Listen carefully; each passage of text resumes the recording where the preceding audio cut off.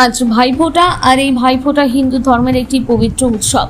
পূর্ব বর্ধমান জেলার শহর বর্ধমানের জনপ্রিয় কাউন্সিলর নারুগোপাল ভগতকে ভাইফোঁটা দিতে এগিয়ে এলেন এলাকার বেশ কিছু মহিলা। কপালে ফোঁটা দিয়ে তার দীর্ঘায়ু, সুস্বাস্থ্য এবং মঙ্গল কামনা করেন। একই ভাই বোনের অটুট সম্পর্কে এবং নিরাপত্তার প্রতীক 22 নম্বর ওয়ার্ডের জনপ্রিয় কাউন্সিলর নারুগোপাল ভগত। এলাকার মহিলারা জানান, নারুগোপাল ভগত এলাকার সকল মানুষের পাশে সবসময় থাকেন, আমাদের যে কোনো সমস্যার সমাধান করে দেয়। তাই আমরা সকাল থেকে উপোস করে আগে দাদার কপালে ফোঁটা দিলাম, তারপর ভাইদের কপালে ফোঁটা দেব। নারুগোপালরা আমাদের কাছে বিশেষ করে গুরুত্বপূর্ণ সম্মানীয় মানুষ, তাই তার কপালে ফোঁটা দিয়ে আজকে শুভ দিনটি শুরু করলাম। তারা সকলেই খুশি এই উৎসবের দিনে সকলে শামিল হতে পেরে। এই ফোঁটার রঙে মিশে আছে আশীর্বাদ, ভালোবাসা, তাই শুভ ভাতৃদ্বিতীয়া হয়ে ঠিক সকলের কাছে উজ্জ্বলময়।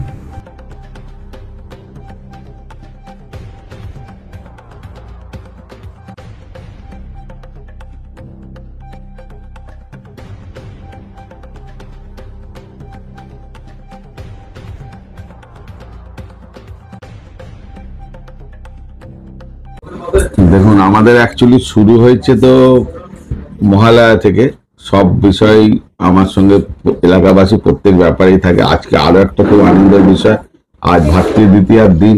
আমার যত জুনিয়র বোনেরা আছে আজকে সবাই এসে আমাকে ফোঁটা দিলেন এবং মিষ্টিমুখ করালেন। নিজেকে খুবই ভালো লাগছে যে আজকের মধ্যে দেখুন, আমারও নিজের বাড়িতে বোন আছে, তারা বেলা 1টার সময় দেবে, তো তার আগে এলাকায় কাজ করাচ্ছিলাম, এরা সব এসে ওয়েট করছিল, চলো অফিসেই তোমরা সব দাও।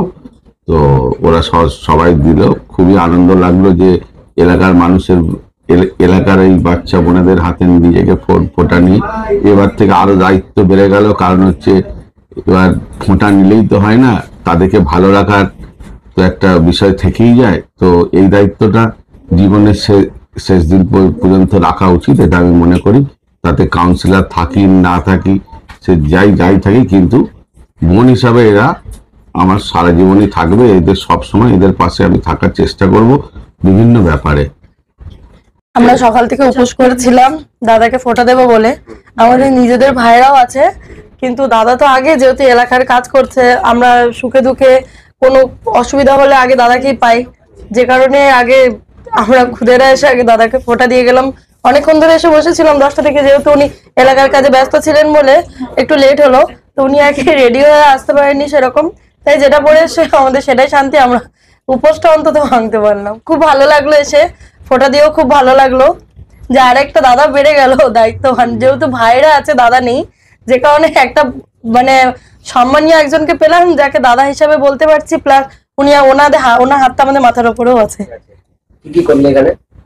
এলাম, দাদাকে ফোঁটা দিলাম, তারপরে দাদার থেকে আশীর্বাদ নিলাম, মিষ্টি মুখ করালাম, দাদাও আমাদেরকে একটা করে মিষ্টি মুখ করালো। আমার নাম মেঘা মজুমদার। কেমন লাগছে আজকে দিনটা, কিভাবে কাটাচ্ছ? সকাল থেকে উপোস করে দাদার জন্য ওয়েট করছিলাম, দাদাকে ভাই ফোঁটা দিলাম, খুব ভালো লাগলো। এত দাদার প্রতি ভালোবাসা কি মনে হচ্ছে, কারণটা কি দেখে? দাদার এত কাজ করছে, সবকিছু সবাইকে এত ভালোবাসছে, সবাই এত হেল্প করছে, সেই জন্য। সকাল থেকে উপোস ছিলেন? হ্যাঁ। কি নাম তোমার?